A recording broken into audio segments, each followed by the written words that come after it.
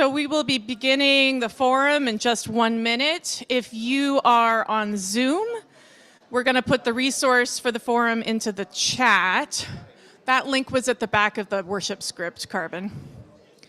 It's been put in the chat. And if you are here in the room, I have packets with this resource. I'm going to ask that everybody get one and something to write with. So we'll pass these around. Thank you, Jean.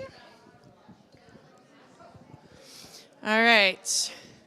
And I'm going to just sort of babble for a minute because the sound of talking from in here is the signal that lets people know that the forum is beginning. So as I speak, people may join us. Anybody heard a good knock-knock joke lately? I did. Do you know what kind of key you need to open a banana? What kind of key do you need to open a banana? A monkey. A monkey. Bum ching. You know what key you need to get into a monastery? No. A monkey. Apparently, it's also the answer to what kind of key do you need to get into a monastery? Also a monk key. Yes. All right, welcome. Please come on in and join us. So there's a packet of papers being passed around and writing implements. So if you're just joining us, find those. Jean's got them. Thank you, Jean.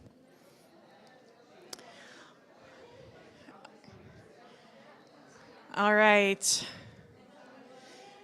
Yes, please do, if you're coming in, go ahead and close the doors behind you. And we will begin in just a minute. All right. So all are welcome. If you're just coming in, we have some packets of paper being passed around and some writing implements. If I didn't guess the number of attendants correctly and we need to make more packets, let me know. Jean's got them right here. Thank you, Jean. And there was one more over here on the right that came in. Jean, thanks. All right, so welcome. I'm Reverend Sara Lewis. I use she, her pronouns. And I'm the Director of Community and Faith Development here at OUUC.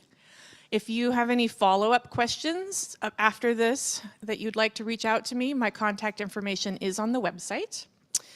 And we are on Zoom and in the room, and we're streaming to YouTube, and this is being recorded. So, just so we all know. So today's training is a useful tool that comes to us from the Unitarian Universalist Association, from their Love Resists campaign.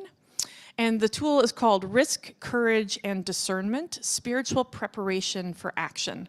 So we will be working through that tool today. And welcome. If you're just coming in, we have packets of paper and writing implements up here that you may want to have one. And as we begin, I'm going to begin by lighting our chalice, as we do as Unitarian Universalists, with the words of,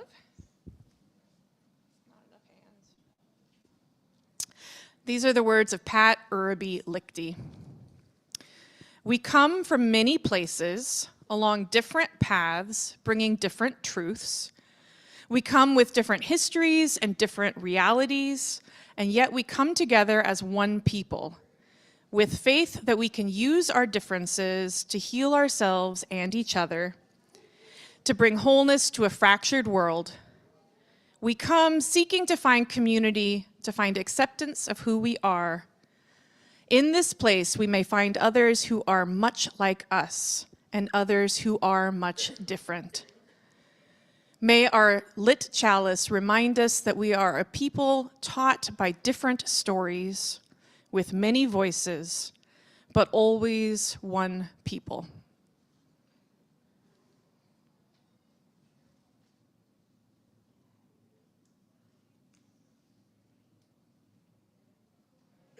So thank you, welcome. If you're just coming in, we have some handouts and writing implements up here, and you might want to grab one. So we are going to walk through this tool as far as we can get today. And the thing is going to be that if we don't get all the way through it, you have it to continue working with later. So I don't want us to feel rushed. It's a long tool, and we don't have to get through the whole thing together because it's available to you whenever you need it in the future. So I'd like this to feel expansive and not rushed, and we may not get through the whole thing. So this tool, and if I could have the next slide, Carbon, this was developed by Reverend Elizabeth Wynn, who is staff at the Unitarian Universalist Association. And so this is her work.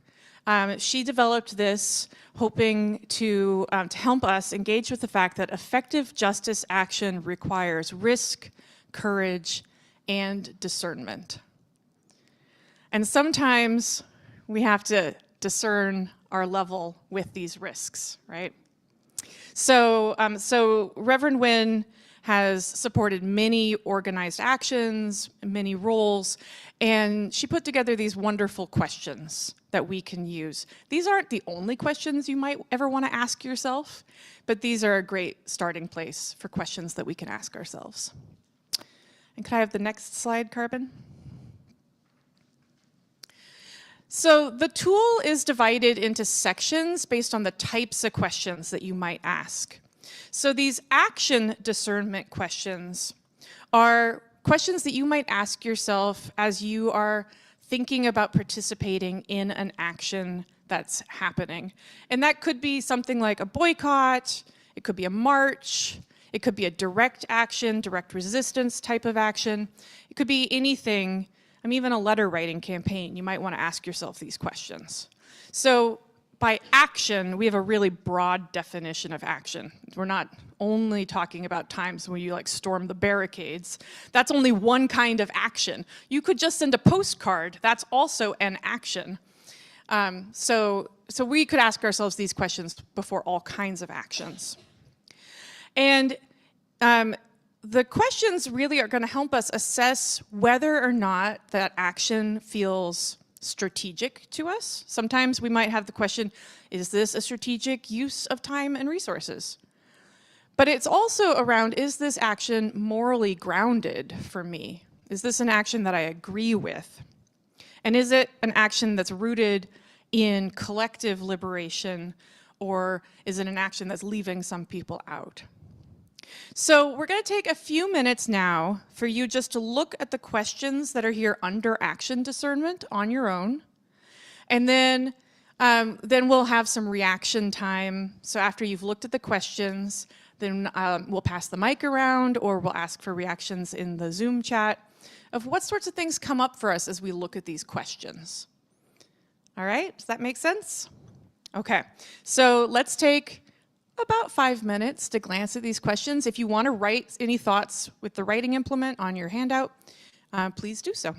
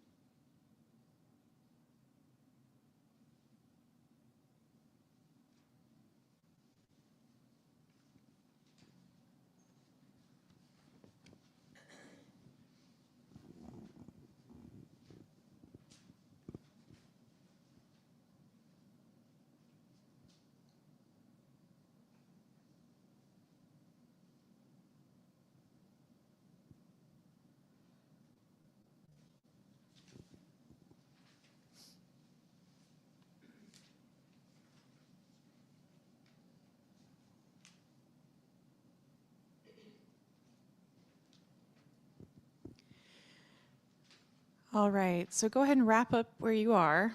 Wrap up your thoughts, tie a little bow around them. And I am going to invite questions, thoughts, reactions. If you are here in the room, please wait for the microphone to get to you before you speak so that people online can hear us too. And if you're online and you'd like to put anything in the chat to be read out here, please do so. So what comes up for us as we read these questions? I just have a question, which is when it says reviewing the love resist principles, is that what follows? Is that No, the love resists principles can be found on the UUA website also. So when I send out the digital form of this, the links will be live. Unfortunately, I don't have the technology for the links to be live on the paper. But we'll have this in the announcements this week too, and the links will be live on that. Yeah. Well, I'm wondering what actually moral authority is. In true UU fashion, I'm going to say that moral authority is somewhat up to each of us to discern what that means to us. But in the sense that it was used here in particular, it actually gives us a bit of a definition when it says that moral authority comes from personal experience and proximity. So that would mean that people who have been most directly impacted would have the most moral authority to speak to something. Yeah. Yes. Thanks. When I was looking at the section on discernment, what comes up for me is like some implicit bias when you're asking yourselves these questions, because we like to tell stories, to ourselves sometimes, and it can be hard to see past that. And I think a lot of the dismantling that's happening now, like those people are kind of telling themselves stories about like how this is good in the long run, right? And I was reminded of something that Parker Palmer wrote on this, on communal discernment, and he was talking about like a Quaker method for helping one another be clear, and it's called, the Quakers had a clearness committee where they could talk about these and help, see each other's stuff and be more discerning. Yes, and this tool can be used with other people. It doesn't have to be a solo tool at all, because you're right. If we just do our discernment work alone, we're going to have more implicit bias be unrecognized, and having other people work with you will help. Yeah, okay.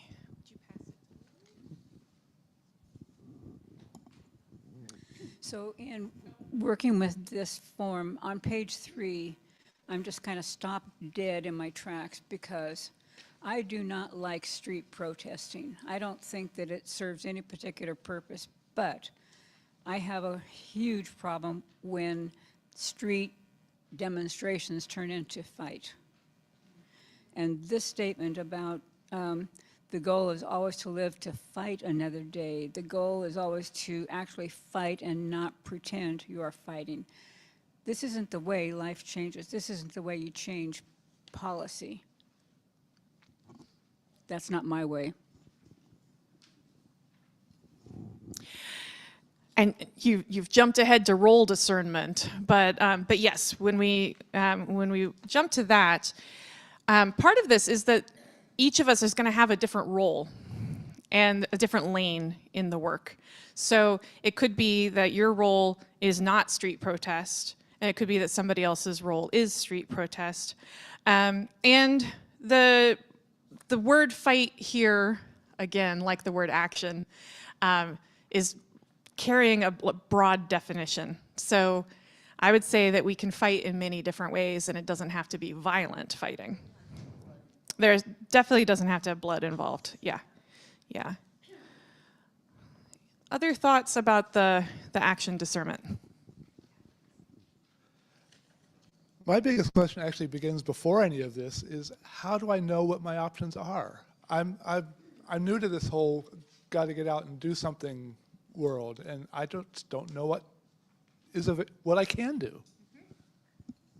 That is a great question. So yes, before you can even begin the process of discernment, you have to have something to be discerning about. So how do we find out what actions are happening?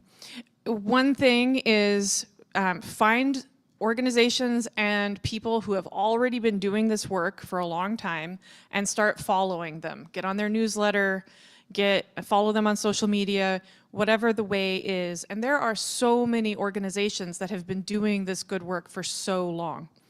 The other thing is that in this congregation, in this congregation, we are also making an effort to be a clearinghouse for that kind of information.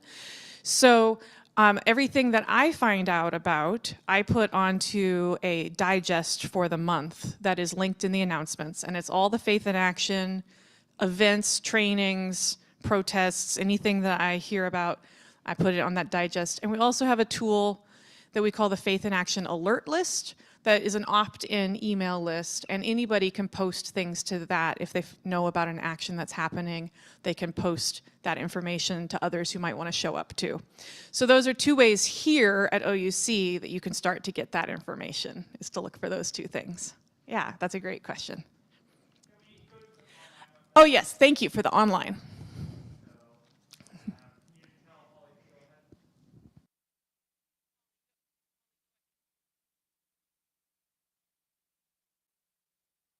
Sorry, you should be able to unmute yourself now, Holly. Okay, I got it. Thanks. So, first of all, I also want to recommend Olympia Indivisible as a great way to find ways to be involved. But I was in the document, I was thinking about the one about responding to moral authority. And I was thinking about that in regards to the current crisis with immigrants. So many of them are in fear of exposure. I'm wondering how we can support them without kind of taking over their power and autonomy and coming in a savior kind of role.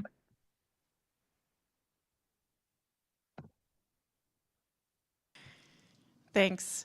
That's a really great question, especially when marginalized people who are experiencing oppression already are experiencing a lot of disempowerment. And there's been a long history of savior behavior that is not helpful to it just continues with power hierarchy. So, asking and following the lead of the calls to action of people most impacted, rather than reinventing your own action from scratch, is the best way to do this. So there's been organizations who were already in place to support immigrants before this current immigrant crisis, because this isn't the beginning of work for immigration justice. This is just the latest.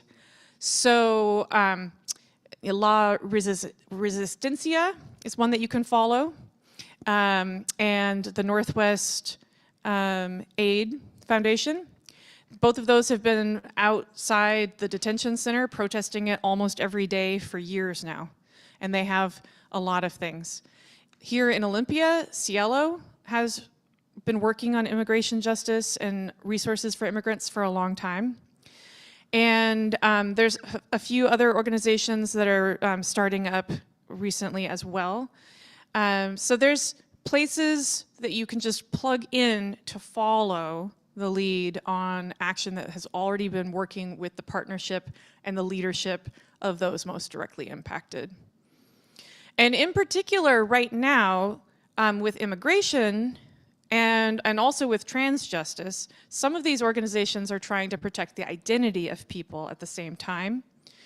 So that's another thing to be conscious of, is that we also do need to follow those practices of, if somebody doesn't want their identity shared, we also need to respect and follow that practice. It's helping to keep people safe. I'll come right over there, but there's one over here first. Hi. I've been really struggling because I feel like we're in the fight of all of our generation's lives at this point. And in terms of what to do, I've been really wishing for I'm thinking we should be having community town halls to have small groups to explore that, because we're all so disempowered in this situation. And sorry, I get the flood of ideas coming, but a friend of mine told me in one of the national Indivisible meetings, they talked about how protest and action and all those skills that we need are like a muscle that we haven't used in a long, long time. So looking at, I'm feeling the need for, to work with people to explore, to work on two levels. And one is action and one is just exploring where we fit and what our power is and how we take care of ourselves in what is a really distressing time. And the one other thing I was going to say, and I'll send it to you if you would like, is I don't know exactly what the initials for the immigrant group, I think it's Washington Immigrant Solidarity Network. They're having a training in a couple weeks for rapid response folks. And I know myself as recently retired, I'm like, not only do I have the time to do that, but I can take risks that I've never been able in my life to do. Like, if I did get arrested, it's not going to affect my job prospects, right? So anyway, if anybody wants, it's a Zoom training, and I can share information. Yeah, and I'll just respond to the metaphor of these are muscles that we haven't used. Some of us haven't used them. So this is a little bit like right after New Year's at the gym.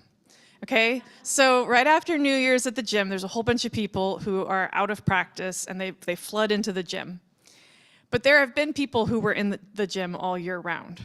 So in my metaphor here, the people who have been in the fight for a long time, they're still there in the gym, and we're all showing up, and so we can now be like, show us what to do. We're ready to practice. We're ready to build some strength. All right, and I'm coming around here. Hi, I just had a question about the, the action, discerning what type of action to take. I think one of the things that I struggle with is not only what action to take, but what impact does that action have? And there's so many organizations that are coming together to address these things. And so how do you even know as just one person, where do you go to have the most impact, and which groups are having the most impact? Yeah, that is a really, it's such a valid question because we all have limited time and limited energy and limited resources to put into the fight. And also, I'm just going to say that I practice not worrying too much about that. That's my practice, and so that would be my answer, is we don't know, we cannot guarantee impact when we start to do anything. And there is a role for people to strategize. And then there's a role for people to just show up. And for most of us, most of the time, we're in the just show up role. So people are strategizing, and it's great to support those strategizers. Like if you like an organization, start to support them financially, because that, their staff and their lawyers and their, those are the folks who are really into the strategy. And for us showing up and leaning into action, I just practice it with faith and trust, right? That honestly, it's better for my heart to do something than it is to sit there and wring myself out with questions of effectiveness. So that's my practice on that. And I see some interest in responding over here, and I see one online. So we're going to do one in the room, one online, one again in the room. I just love my so I think they have some to teach us about how to be more collaborative, connected, but to kind of be decentralized too. And so mycelium, from fungi, it grows throughout all this stuff. It's really adaptable. Like it can really metabolize all these things, but there's no central brain for it. The way that it extends is that it's just like one cell by one cell, being in the moment, but it's like you're all connected with the network and there's a lot of intelligence there. So it's, I know Adrienne Marie Brown recently was like, I kind of don't want to talk about strategy at all, right? And it was like a little bit where she was going with emergent strategy, where just like, you don't have to worry about the big picture, it will emerge, and that's what fungi do. Thanks for bringing that metaphor back. We're going to go online. Yes, Washington Immigrant Solidarity Network, and there's the website for it. And the Northwest Immigrants' Rights Project is another good regional one, and there's the website for that. Thank you. Yeah, and I'll be right back to you, Dennis. Alice was next. I think in any social movement, it does take everybody a whole range of actions. So if one day I do postcards and another day I go out on the streets, or I may be a person who's more confrontational, I may be a person who wants to be more behind the scenes, but really to bring change, we have to, it's the whole gamut. It's no one thing. So I wouldn't waste a lot of time trying to figure out what the one best strategic thing is. Just get out there and do something. Yeah, thanks. I think one part of the strategy that we must consider is this last point. Who will bear any backlash? What are some unintended consequences? As an example, this whole pronoun thing. Everyone has to give their pronouns. So have we considered that we're now putting gay, lesbian, and trans people in an awkward position that they either have to come out or be disingenuous about themselves if everyone has to give their pronouns? Yeah, backlash is important. So with the pronouns, I hope that it's always framed as invitational. Nobody has to give them if they don't want to. It's an invitation to share your pronouns if that's something you want to do. If everyone else shares, it can feel like that, yeah. Yeah, I see you online. No? Okay. And yes, the backlash question is one that we should definitely pay attention to. Let's stop there. Okay, let's do one more, and then I'm going to move on to role discernment questions. Could you tell me again, where is this list of actions that's being posted? Where do I find that? So the actions that we're gathering here at OUC, I'm just keeping them in a monthly Google Doc that gets linked into the announcements each week. So if you're getting the announcements from the church, then you can click through from there. So let's look at the next section of questions, and these are the role discernment questions. So role is that the question of where do you personally fit in? Is it that you're a leader? Is it that you're a medic? Is it that you're a security team or a de-escalator? Is it that you're a letter writer? Is it that you're a policy drafter? Is the role that you've been playing helping you stretch and grow?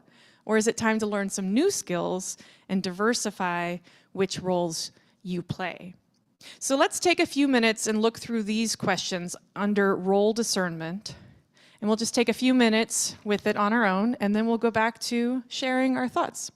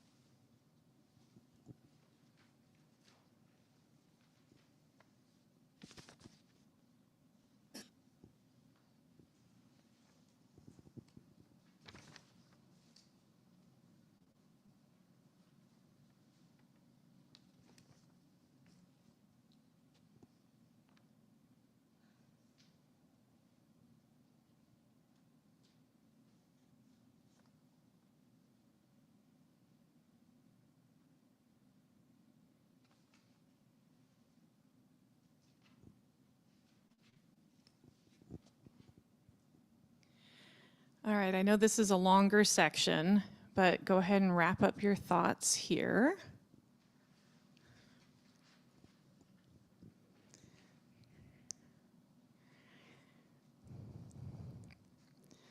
So this section also got into risks and how it's different depending on our level of privilege.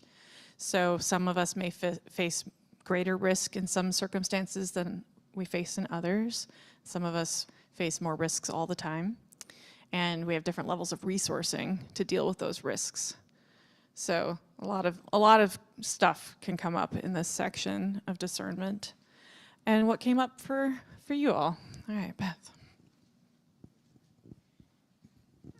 The phrase that I found interesting is, excuse me, the realities of the violence of inaction. I had never considered that, so I will be pondering that. Yeah, that's new. Yes, inaction is its own form of action. Anyone else? Yeah, Jean. Well, in bringing up the privilege differences, and I'm certainly in the category of higher privilege just from my upbringing, and being white, and there is that. That's part of my upbringing. But at any rate, I'm reminded of when I was, I think I was I don't know whether I was a sophomore or junior at WSU in Pullman, and this was, in 1970. And there weren't very many students of color on the campus. And so us white students were, we had a sit-in at the administration just to support what they were promoting that they wanted to do. Interestingly, Julian Bond, some of you know his name, a black activist, happened to be on campus. I don't know why he was in Pullman. And so he came and he spoke to us. He got up, there's like this balcony up there, and then we're sitting down on the floor. And I remember him saying, "I wonder what you'll do when the police show up."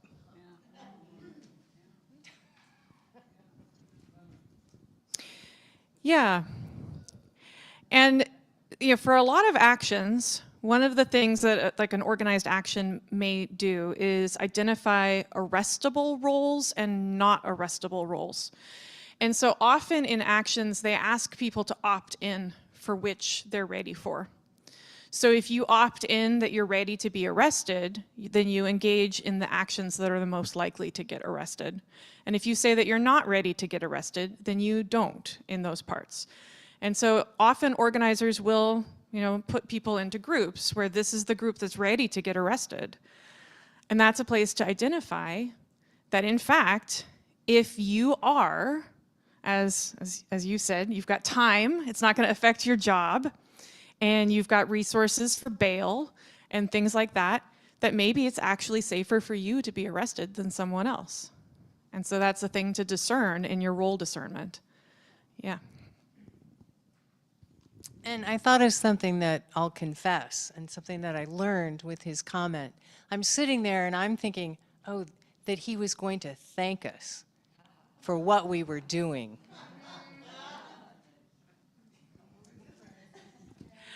And there's a section in here a little further on about ego and impact. And there's a really good question in here. Are you doing this for your own ego? My ego wants good photos taken of me, affirmation from people of color, to prove that I am radical or that I am good, to be able to say that I was there, and to have a chance to lead that neat chant that I just learned, have my singing voice heard. So some of these things, sometimes we have to pause and say, what's my ego doing right now? Yeah. Anything else? Oh, yeah, over here. I want to say that actions don't necessarily always involve a lot of people. They don't always involve danger from being arrested or whatnot. Many actions that happen these days are bannering opportunities, where you make a banner and you stand by the freeway or, somewhere public. Also projections with, messages and pictures and so forth. And many times, not many, but I mean, there's a fair number of actions where the idea is the photo op, and then the photos take on a life of their own and they spread online. Yeah, that's a great point. There's all kinds of actions. Again, there's not one size fits all. Yeah, Leah? Yeah, just reading this whole section, what occurs to me, the phrase "white fragility" came to mind pretty strongly, and so then following through what Jean was saying, one of the things that I see here is that in addition to hopeful impacts of any choices we make to act, there is learning that I think is invaluable that can happen around, the opposite of the ego things you just mentioned, but rather, oh, my privilege has me saying I can take today off and some people can't. Yeah, absolutely. Is there anything online, Carbon? Nope, okay. I don't know if this is appropriate for this particular section. Go ahead and just dive in anyway. Okay. But anyway, I feel like my best option is to write postcards. But I feel also like if I write postcards to my senators or representatives, especially from the west side of the state, I'm preaching to the choir. How can I find out? Because I'd like to write some on the east side, but I don't want to come across as too critical, because I don't think that solves anything. So I don't know who to write to, and I don't know exactly how to couch my language in a way that would not be threatening to them, but at the same time get my ideas across. Yeah, so you had several threads there, so let me try to unpack each one of them a bit. The first is preaching to the choir. Hey, the choir needs to be preached to still. So even if you're pretty sure that your rep is already in support of the thing that you're writing to them about, it gives them extra oomph behind it. They can say to others they'd be like, I've heard from thousands of my constituents. Or, my mailbox is full with people with passion around this.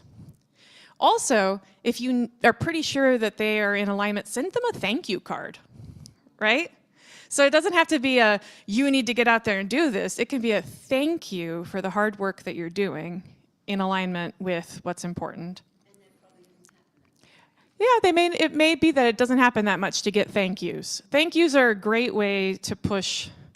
And then as far as writing to those who are in disagreement, if you are not a constituent in their own district, it can be helpful to lay out what your connection is with something that is in their district, because they are thinking about their own voters. So it could be that you say, I have friends and family in your district who are impacted by this. Or, I have roots with this organization that is in your district that is being impacted by this. It could be that you're writing about a park that you have visited in their district and how much you care about what's happening to that park. But find an anchor, find an in with what is in their district if you're writing to somebody out of district. And then confrontational, it takes all kinds. The needle is going to be moved in many different ways. And so I wouldn't worry too much about striking the perfect tone. Just speak from your authentic heart that you care about this and you want them to care about it too. Yeah, that's my 2 cents on that. All right. I would like to move us now to the spiritual preparation section. So this section is a little bit more vague. What does it mean to have spiritual preparation before an action? Kind of means like, what's your motivation for doing this? What is your why? Yes, thank you for being here. So what's your why? All right. Yeah. And what is going to give you strength to do this? Those are some of the things that come from spiritual preparation, is you have a clear sense of call, of your why, and a clear sense of source for your strength. So let's look at these questions in this section, spiritual preparation, for just a couple minutes, and then we'll get our final set of thoughts and reactions. Oh, and we have something online. Okay. Regarding writing officials, if anyone has time, please also consider writing to your state and local officials regarding the same issues that you write to the federal officials about. Some power also lies in state and local authority, even on issues that are recognized as mostly federal.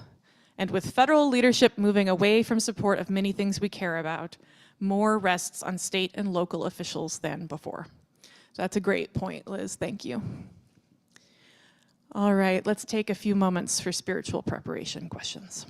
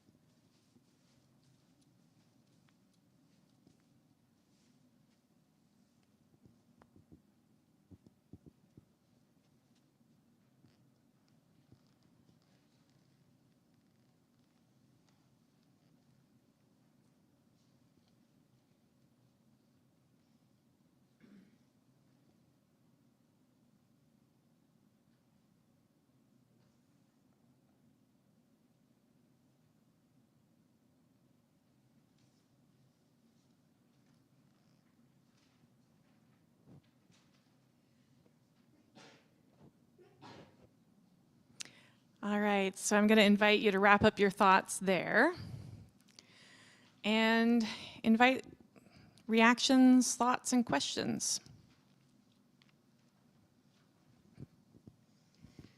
So I was reading about what are the things that push your buttons. And for me, a big one is destruction of property. And I didn't do the march a few weeks ago where there were, a friend was telling me about it, where she was walking along with a group of other people and she was smelling spray paint. And behind her were people that were spray painting. And she said another woman stepped up and was really talking to them. And then I was putting myself in that position, like, what would I do? Would I confront or would I not? And if there were other people backing me, maybe I would, but I don't know if I would have the strength to say, hey, knock that off. Or if you would be spray painted yourself. Oh, that one I could rise up really easy about. Yeah, so it's a great question about when you're in a a mass group and there's actions being taken that you don't agree with, and you've got a few choices. You can, depending on comfort and the vibe that you're getting and the level of support that you have, you can engage with people around your disagreement with their actions. You can distance yourself from it, which is another way of showing disapproval. It can be, that everybody moves away from the thing that is being done. It totally depends on space and all of that. All of these are situationally dependent on. And often, one thing that does happen with large crowds is that things do happen in crowds that not everyone agrees with. And there's a limit to how much, depending on the structure, it's been decided to, sort of police ourselves, or whether how much they've decided to just let that go. Depending on the action, there may be an organized security or de-escalation team that's working on that action, or there may not be. So there may be already some people who are planning to respond to that kind of thing. And in which case, you could just alert those people about it. And in general, I tend to fall on the side of that's not my job. I'm here to give my message. And I either need to distance myself or show disapproval in some way, but I'm not on the security team, and that's not my job. Unless I am on the security team, right? In which case, it most definitely is my job. So in general, although we don't always approve of all of the actions that others take, it's not always our job to get involved in it. We can show our disapproval, we can voice our disapproval, and we may not be able to affect change on that. Over here. I hope it's okay if I respond to that instead of, in terms of strategy, it also seems like something we can do is after the fact to confront the lies, basically to do things like write letters to the editor that it was 2 people at that action which had whatever it had, 500 people, and that it is a nonviolent protest. It's not, we really need to confront that lie, I think, that it's a bunch of hooligans, it's a bunch of anarchists, it's a bunch of destructive people. Yeah, so we can engage in some PR afterward too, right? We can share our pictures that show peaceful protest. We can share our stories of how this was a peaceful protest. We can share what we saw. Yes, Carbon. I can read my little statement there. Appreciating Reverend Sara. Anne would like to read it, please, yes. Yeah. No, I'm just appreciating Reverend Sara for sharing the wisdom and care, and the forum as an example of the value of listening to each other. So sometimes, people are impatient, like we just need to stop talking and do something. And so I'm just saying, like, processing the feelings of ongoing decisions and efforts is so important. So thank you.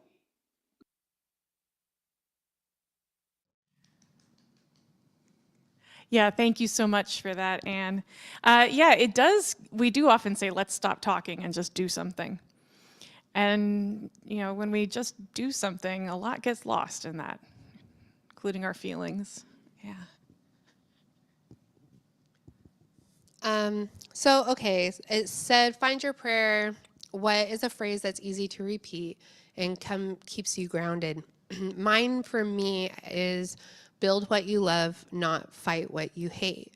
I spent a lot of my life in fight mode, and it did not do nearly as much good for me, myself, and I as building out of love. And so kind of what that would look like is you are volunteering for a trans support group or donating your time or your energy to building up what is the antithesis of what is happening. So is it a POC, something trans, queer?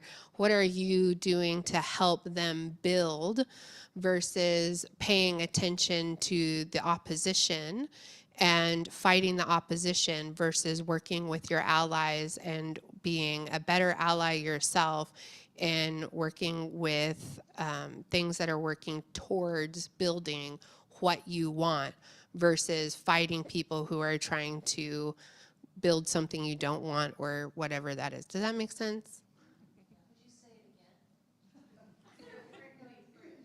Build what you love, not fight what you hate. Yeah, and that's a beautiful phrase that you could repeat to yourself in all sorts of settings too. It makes me think that that phrase would be helpful in the situation of seeing the property damage, is you could focus on, build what I love, don't fight what I hate. Could be useful there too. Okay, awesome. So Holly is responding. I was in that march, and I did try to confront 2 people who were spray painting, and they just glared. I left the march. Too late, I realized that it would have been more helpful to offer to help clean up the paint on the small businesses affected. Yeah, that's a great point. The build what you love. Yeah, and that also makes me think there's a section that we're totally not going to get to because it's the last section, but it's the spiritual practices afterward.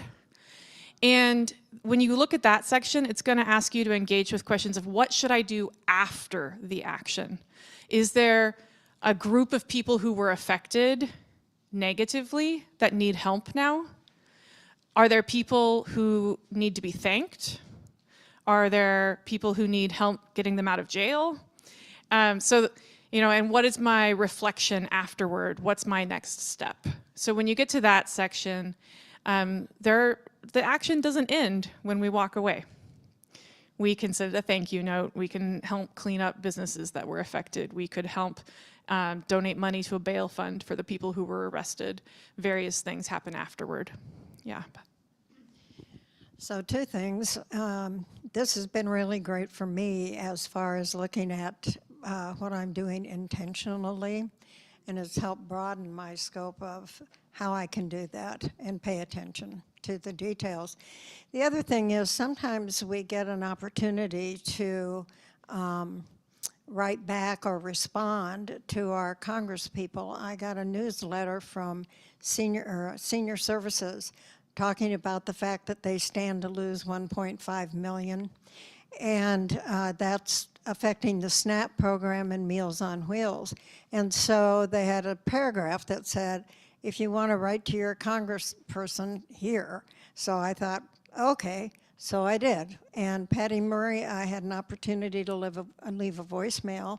Maria Cantwell, bless her heart, she got my email. And once I started writing, I kept writing. But so that just came as an opportunity at a time when I wasn't really planning anything, but it felt good to participate at that level.